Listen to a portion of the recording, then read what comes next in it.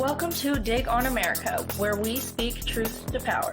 Every week, we give you the dig on how American history, policies, and media created the social and political issues we face today. DOA is independent media supported by listeners. Let's get to the dig, shall we? Lord. The dig. We gotta get this lovable Joker on the screen, who's probably texting at. Do we have to? Just this once. Go ahead, Dutch. Say what you got to say. Hey, what's up, everybody? It's Jason Dutch. Again, remote. Oddly enough, and hello. He's obviously in a basement, right? Hello, Mikey. Hello, Big Haas. Hi, Rayyvana. Welcome to the show.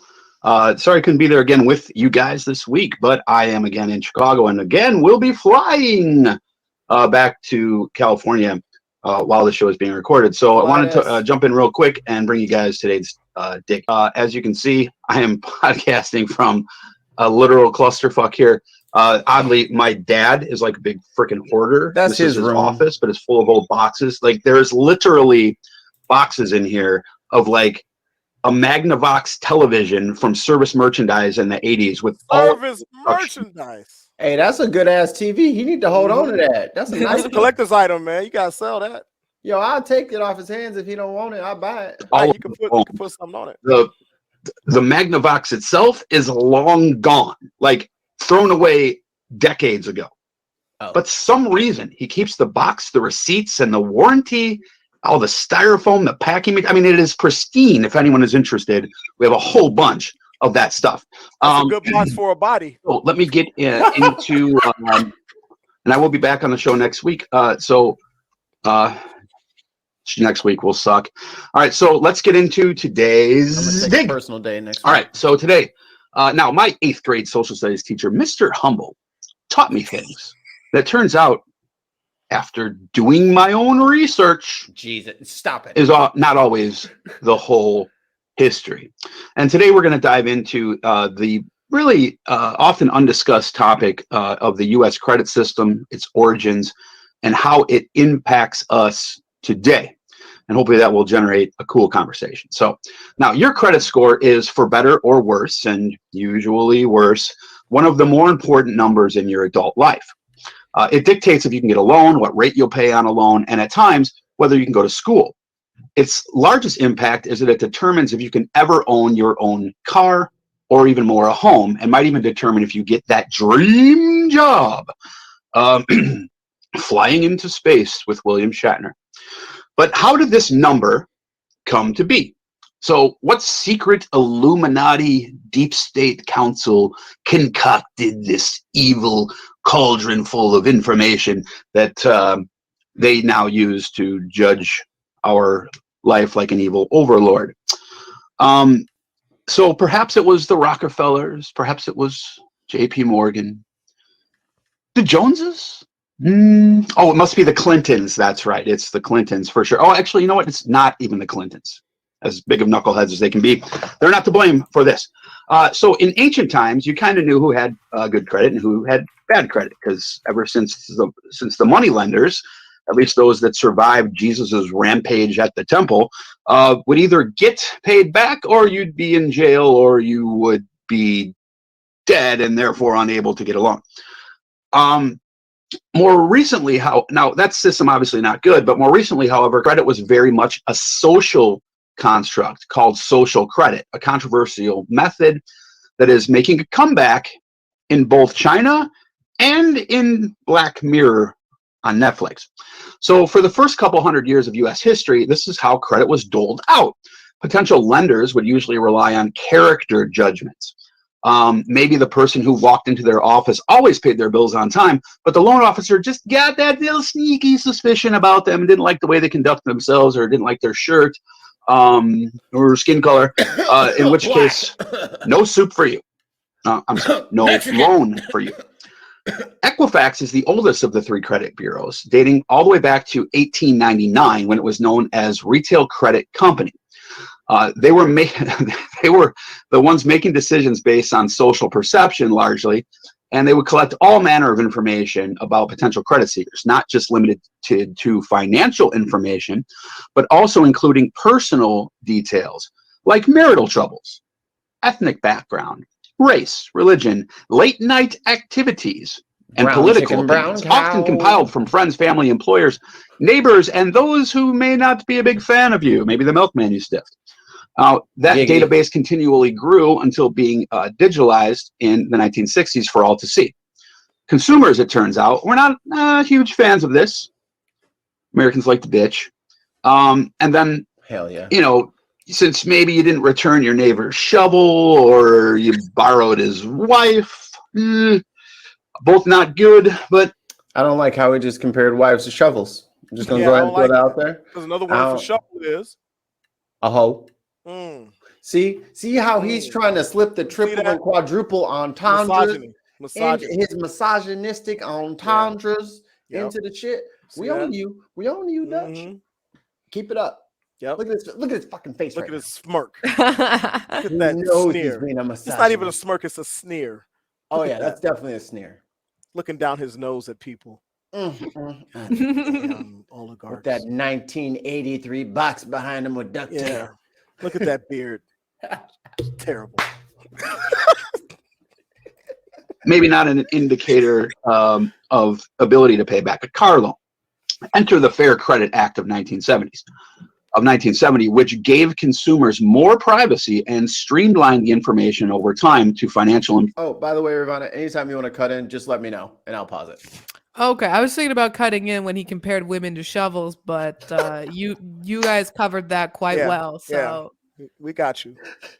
We got you. We're here to defend your honor.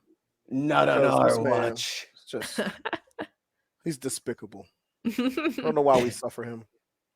Can't turn Dutch into a housewife. Can't turn a Dutch into a housewife. Information specifically, supposed to be more fair. In 1989, Fair Isaac compiled the three main bureaus, including TransUnion, which was originally for railroads and leasing, and later Experian, into the FICO score we know today. FICO uses five top factors that influence our scores the most. So just briefly, this payment history, amount of debt, length of credit history, amount of new credit and inquiries, and credit mix, generating a score anywhere from 350 to as high as 850, with the higher, of course, being the better. So knowing that the goal of the FICO credit score was the creation of a more fair system, the question we're going to ask is, was that goal reached? Now, kinda, but not really. So a FICO score is probably a more impartial way to handle credit approval than just having some bank representative make superficial judgments about potential applicants. But algorithms can actually reinforce racial disparities and cultural disparities that already exist, and as well as income disparities. Even if an applicant... Gotcha. So, with that in mind, when talking about racial disparities in real estate lending, it was even found that trying to get pre-approved online through like Rocket Mortgage and things like that, the disparities still existed. How would they know? The disparities still existed, and the dichotomies still existed, where people with similar credit histories and financial histories, but disparate melanin content, somehow got charged a higher rate some way. I wonder. Anyway, I mean,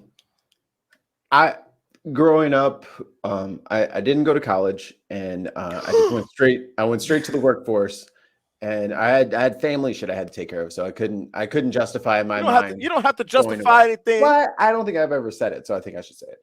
I couldn't justify leaving my family in the state that it was in. I felt like I needed to stay and make sure everybody was good. Whether that worked out in my benefit is yet to be spoken. But it was so insane when the loans would come up for school stuff. Like when I was just like, I got accepted to a few places. I was like, ugh.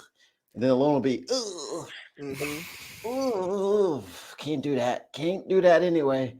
And then after working for a few years, now I'm a supervisor or whatever. I'm making some money. I was like, okay, I need to pay for my own place. So it's like, where's your credit history, sir? For taking care of my family for the last couple of years? I don't know. But the fact that rent and utilities and shit like that doesn't go towards your credit score. Of course not. Especially for people who are in lower income brackets. Like you spend like 110% of your earnings every year. So it's not like I haven't made any money and not spent it on anything, and I was just like hoarding it all to myself. No, all that money went towards bills. So I paid several hundred bills throughout this year, but I have nothing about it will reflect in my credit score. That's a bit fucky. Back to the dig. Qualifies for a better rate, an unscrupulous lender could still take advantage of them, as happened before the subprime housing crisis, when minority applicants who qualified for prime loans were giving subprime loans instead. And then, of course, we all know about redlining. But there are issues beyond racial discrimination, inaccuracies, ambiguity of the scoring system, and data breaches. On a basic level, you need to take out some form of a loan, whether it be in the form of a credit card or anything, to build up your credit score. So theoretically, you could be very financially responsible and pay everything in cash, but still have no credit history whatsoever. And that would leave you without the ability to buy stuff if you needed it. Now, immigrants, it turns out, we're a country with a lot of immigrants, disproportionately have no idea of what the system is, how it works, and even this holds true for citizens sometimes, since it's only taught in high school in the wealthiest of school systems, or where it's mandated by state. In fact, studies show that 5 to 10% of high schoolers have classes in personal finance, which is very low. And teachers, many are not even qualified to teach it, so that adds to the problem. Now, the American credit system is not the worst, I'm not saying that, but it's not the best either. And I thought we were the greatest country in the world, not the average country in the world.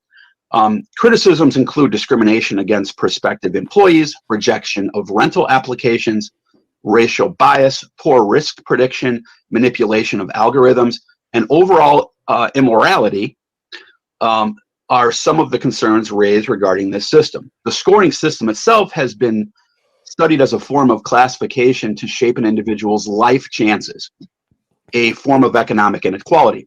The classification scheme is necessitated by the loss of collective social services and risk.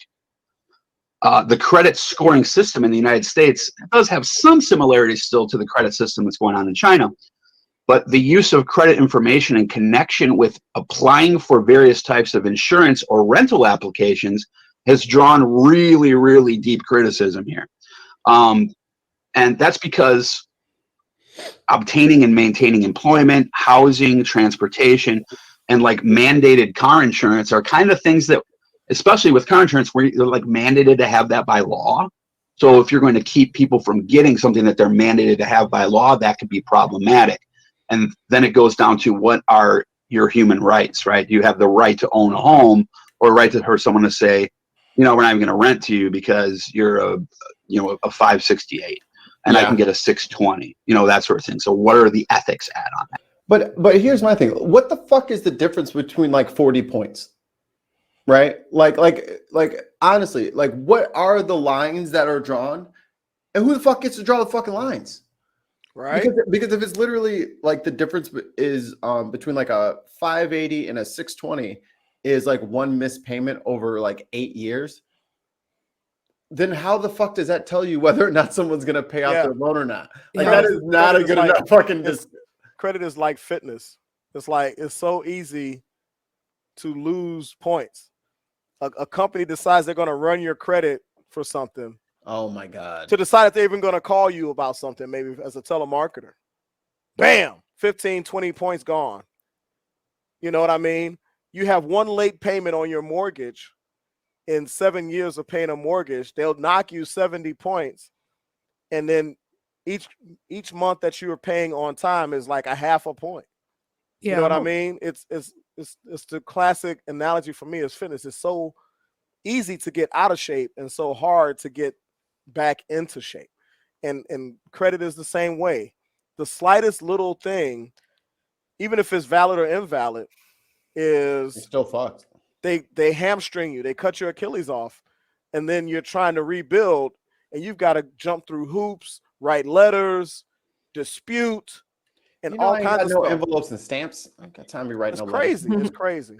Yeah, and God forbid you're like a person who's disabled and can't, you don't have your own income and you're like getting government entitlements. That doesn't build your credit. So like you eventually save up and you want to get something. You might have the fucking cash to get it, but they won't let you because you don't have credit like you've gone through some sort of tragedy in your life. Right. You were unable to work. Maybe you lost your income. Boom, credit blown. You could have a fucking perfect credit score. One fucking tragedy in your life, you're down into the do not sell this person anything zone. And another interesting thing is that your student loans count against your credit, and you might be paying your student loans monthly on time, but there's this little thing called DTI.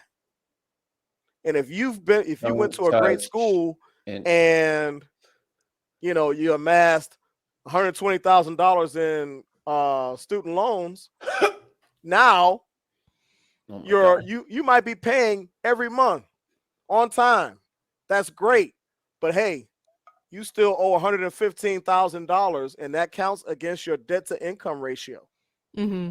So now you're not getting things. Not because you're not paying on time, not because you're not being financially responsible and paying your bills on time, but because they count that as part of your debt to income ratio. What you doing the right thing and going to college as everybody said to do and get a good job, but now you can't get a house because it's $115,000 is hanging over your head. Mm-hmm. You're making $80,000 a year and you still got to rent because ain't nobody gonna give you a loan. Right. And you pay more in rent than you pay on most mortgages. Oh, I know that. But the rent payments don't go towards your credit history. Now they're starting to make little changes to that, where there's a company called Rental Karma or something like that reports towards your credit and attempts, but I don't know how impactful that is. And there's other things I've read about that where they're trying to like Experian Boost. It's supposed to we can like add things to count towards your credit score. Right. So hopefully that there's a shift coming in that arena where paying your electric bill and keeping the lights on in your house is a positive on your credit score. And maybe they'll change the way they take away credit and credit score and allow you to build. But that goes down a whole rabbit hole. So and then there's the part that I don't think that's even going to touch on identity. Oh, and sorry for you audio people. Constance says in the chat, thank you, Constance. And identity theft is a joke to clear up. Yeah, you're pretty much fucked. Like your shit is fucked for like the next 6 months. Yeah, because PayPal called me talking about I got a loan out, and I've never taken a loan with PayPal. And I'm like, I don't have a loan with PayPal. And if I'd had a loan with PayPal that I defaulted on, why are they letting me utilize them as a payment service right now for my clients? Bro, do not fall for the scam where someone says, yeah, you got the... Hey, give me your login information. Let me check your account. Hey, guess what? Negative, Batman. They sent me a letter. I was like, get the fuck out of here. I'll type you up a PayPal letter right now. Talking about some letter. Oh, I politely tell them to fuck off every time, whenever I get a call. Get the fuck out of here. Get the fuck out of here. I just received the payment on PayPal right now. So you telling me that they're going to let me still do business even though I defaulted on all this money? Fuck out of here. You kiss my ass. You're not getting it. All right. I know. How much longer do we have on this damn dig, dude? I don't know. Dutch is really in his bag right now. Man. So we only got like 2 minutes left. No. All right. Bear with us, Rayyvana. This isn't our idea. Yeah, just take another sip. Buckle up. Yeah, I'm gonna go get another drink. Finally, and perhaps most frustrating to customers, is that small hiccups can cause a far more dramatic drop in score than years of stability can cause increase in We score. already I said had this that, myself. Dutch. Keep up, man. The wife and I sold our house, and we didn't buy another house right away. Our scores went down like 100 points, and that was the only thing that changed. It took us like 2 years to get them back up. Giggity. So you can have a hiccup or whatever, and it impacts you for 7 years, where 6 years of good payment history is kind of offset by that. So kind of problematic. Also, no one knows, other than maybe some weirdo in a closet behind 35 locked doors, knows the actual algorithm used by these publicly traded for-profit companies. I know what the algorithm is, but I'm not telling you.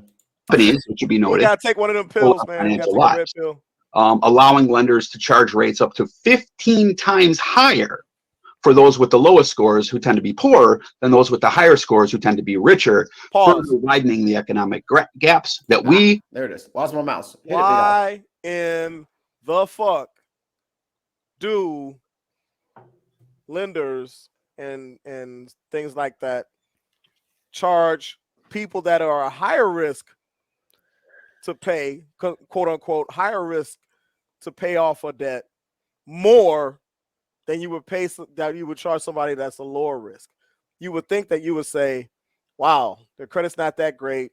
They had a couple of things here that really dinged them. They've been paying on time though of the bills they have. Let's not charge them more, thereby increasing the chances of them defaulting. Let's charge them less in interest. Because that would make too much sense. What is the? I wonder what is the upside of that? I mean, if somebody defaults on a bill and they can't pay it, you're not getting the money. So what is the upside of that for the company?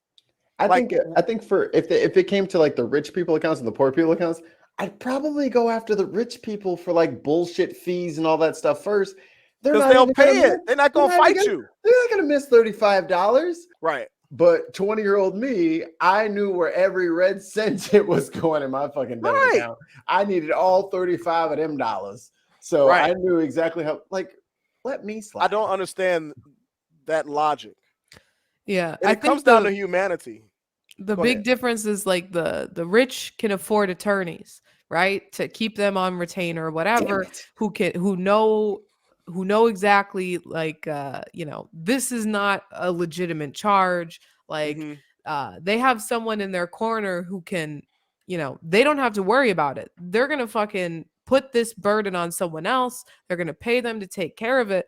Whereas the poorer people tend to be less financially literate just by proxy of not having the ability to retain, a personal accountant, to retain a fucking tax attorney or, someone who can go through the documents, whose job it is to go through the documents, who can say like, okay, this is not this is a dumb charge. This is an issue. This is, someone has stolen your identity. What have it like, so it's just, it's easier to go after those people. Like I went to U of I, and the housing companies at U of I would INI would target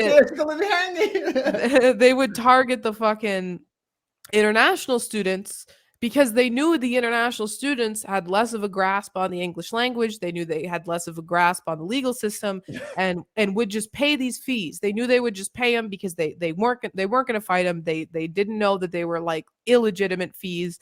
And it's the same way with these fucking these companies, these creditors or insurance companies, whatever they may be. They know that like the poor people don't really have not been given the same sort of education on it. They don't have the same sort of resources. Right. So they're not going to be able to, point out this is not real. It's a fraudulent charge. This is a fee that you charge me for no reason for, whatever it may be.